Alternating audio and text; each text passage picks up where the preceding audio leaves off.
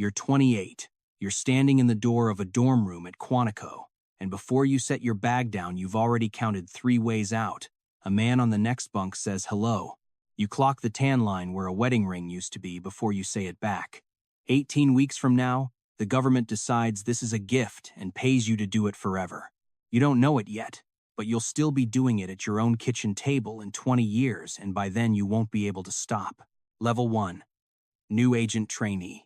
The man on the next bunk is named Reyes, ex-Marine, 2 tours, a laugh too big for the room.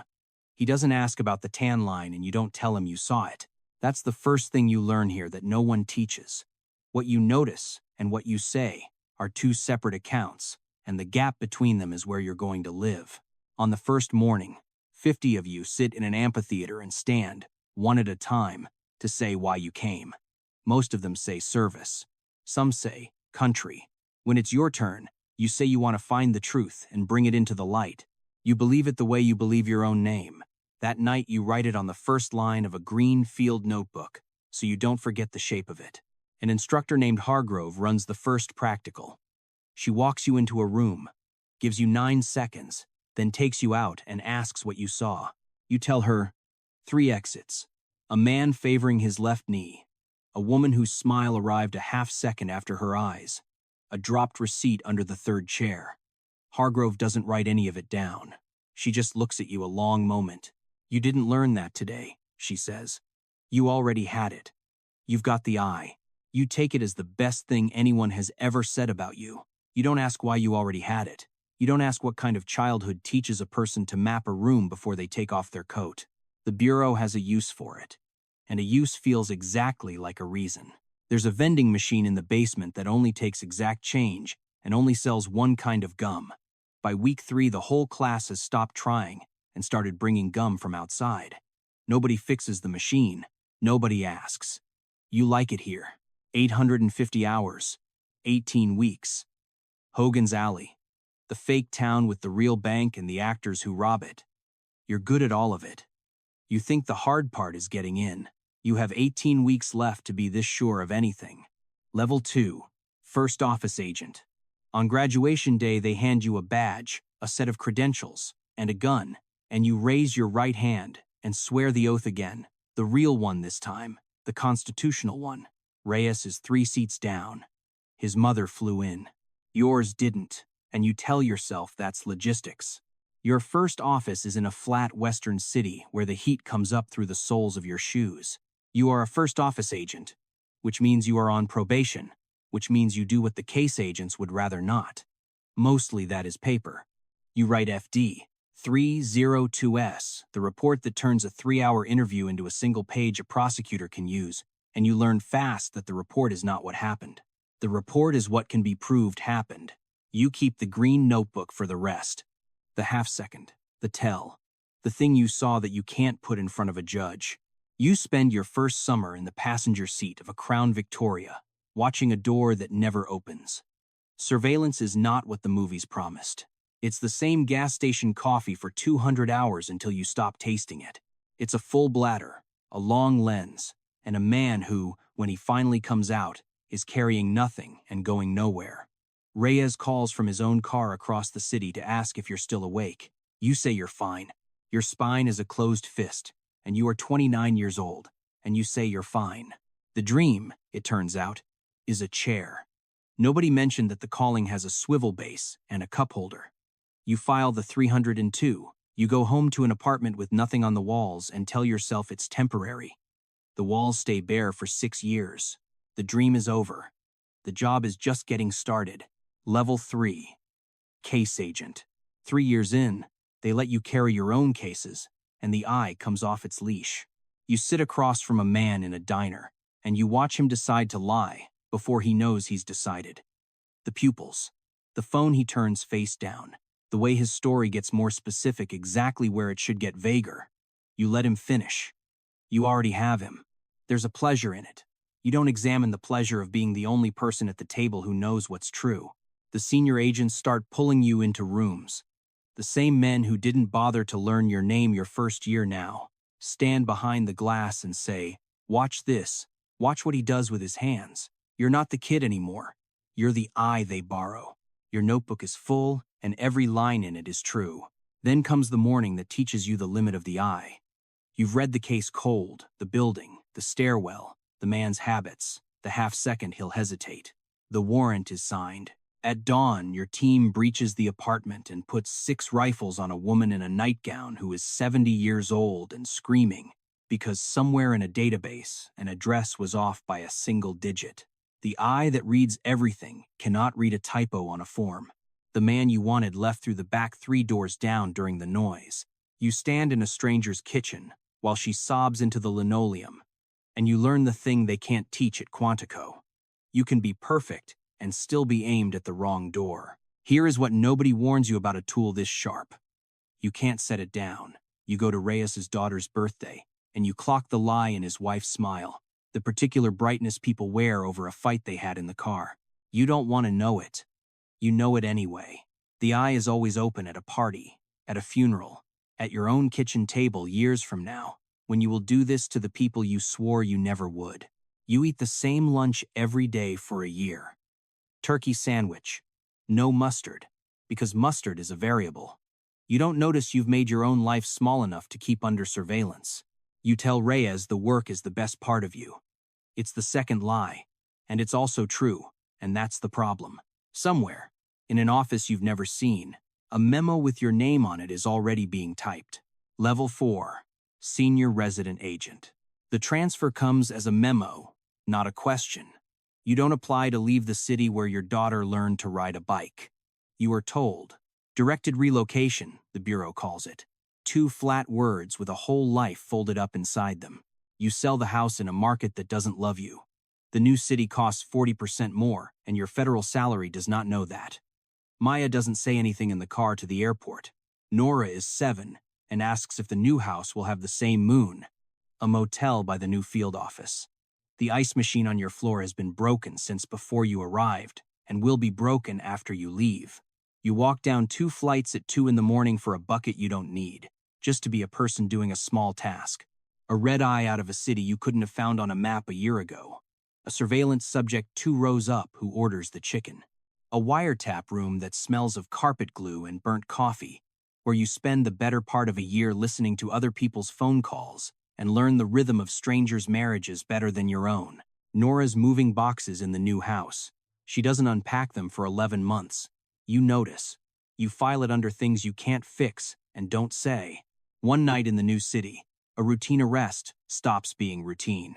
You're following a subject up a concrete stairwell, a man you read is tired, beaten, done, and 3 steps from the landing, he turns with a gun you somehow did not see. The round goes past your ear close enough that you hear the air tear, and it buries itself in the wall an inch from where your head was. Reyes puts him down before the second shot. You should be shaking. You are not. You stand in the stairwell, and you've already counted the casing, clocked the angle, measured the inch, and underneath all of it there is no fear. None.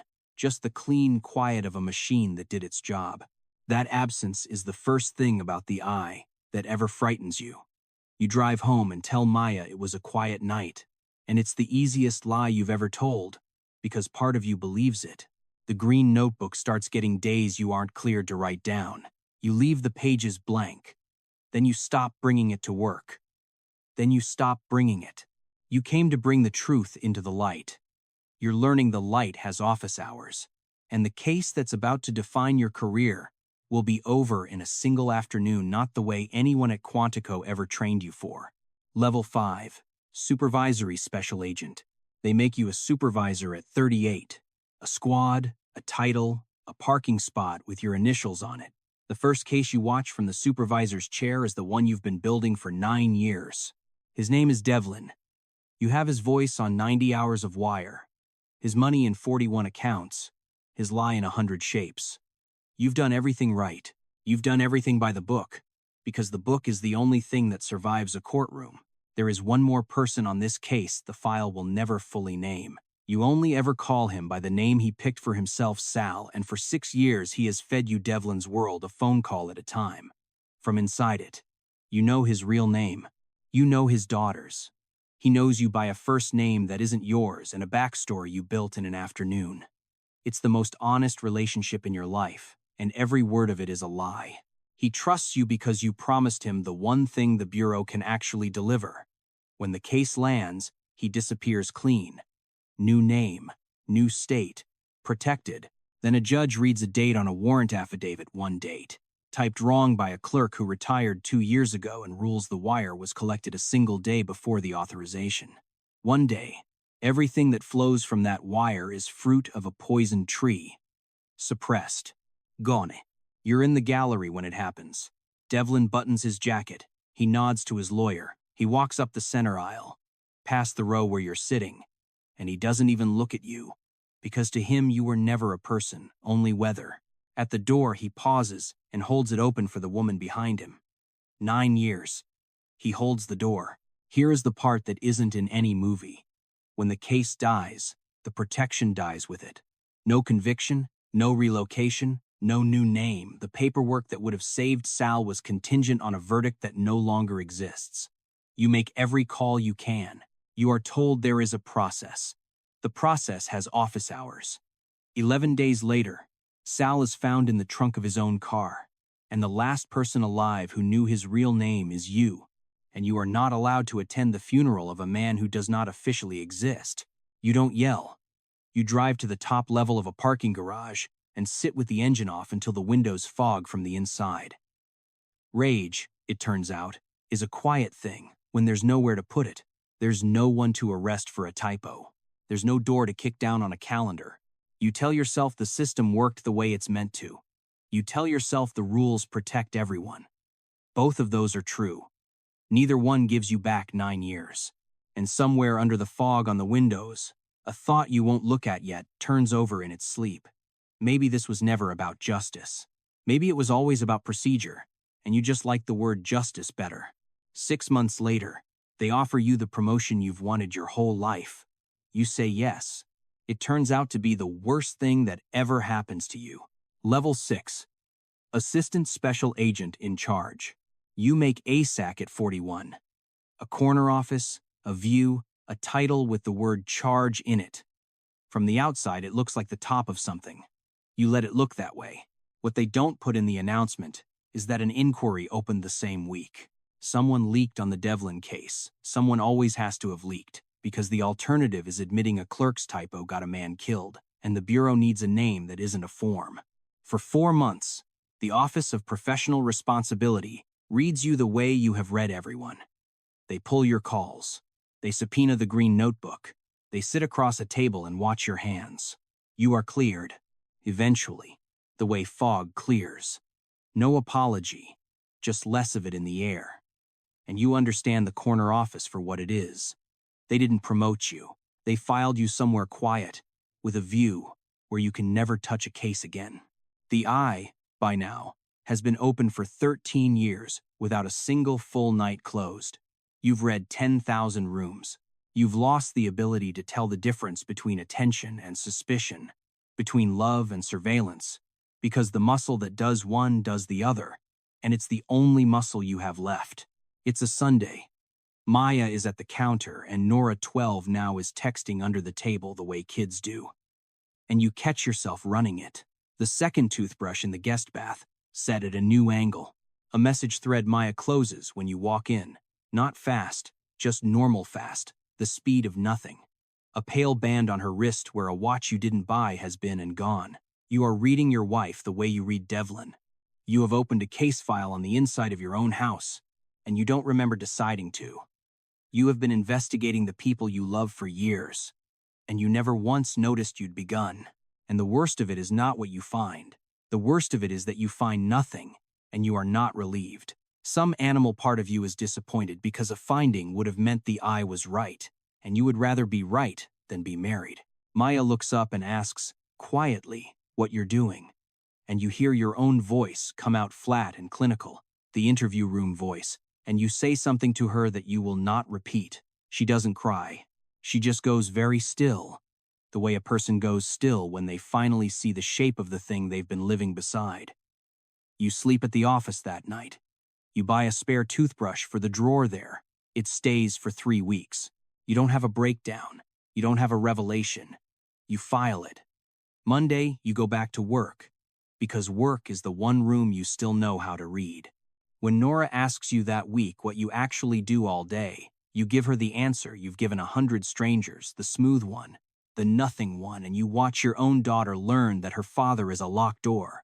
You spent your life learning to see. Nobody taught you how to stand inside the room you were seeing. There is exactly one more room coming, one. You'll spend everything left in you to reach, and you'll think it makes all of this worth it. Level 7. Special Agent in Charge. You make Special Agent in Charge at 45. For almost everyone who ever carries a badge, this is the top of the mountain. You run a field office, your name is on the door, and then, after a whole career, one of them lands. A case that took 3 field offices and 11 years finally walks into a courtroom and does not walk back out. You're there when the verdict comes. You can hear the air handler in the ceiling. You can feel the wooden bench through your suit. A prosecutor reads the names of the dead into the record, slowly, and for the first time in 11 years, the names are not evidence they're people, said out loud, in a room with the power to mean it. The foreman says guilty, and the word has a weight you feel come up through the floor. This is it. This is the light. This is the thing you wrote on the first line of a green notebook when you were 28. For 1 second, it is everything you came for. Then you notice you've already counted the exits in the courtroom, mapped the jury's tells, clocked the bailiff's bad knee that even here, even now, at the one moment you fought your entire life to reach, the eye will not let you simply stand inside it. The bureau sends you to a psychologist after a case like that. It's required now. She listens, and then she asks one question. When did it start, the watching, the mapping, the rooms? And you open your mouth to say Quantico, to say Hargrove, to say the eye, and the answer that comes up instead is from long before any of that, from a house and a childhood you've spent 20 years not describing to anyone. And you understand, all at once, that the bureau never gave you the eye. You arrived with it. You went looking for a place that would call it a virtue. You didn't join to bring the truth into the light. You joined because you could not stand a room you couldn't read, a person you couldn't predict, a world that could hurt you without warning. The badge didn't give you a mission. It gave your wound a uniform, a salary, and a name everyone would respect. The truth was never the point. The not knowing was the enemy. The bureau just let you fight it forever. And here is the cruelest arithmetic of the whole career. The one truth you finally brought into the light lives in a sealed courtroom, under a protective order, classified 6 different ways. You are the man who holds more truth than almost anyone alive. And there is not one single person you love that you are allowed to tell. You spent your life learning to see. No one ever taught you how to be known.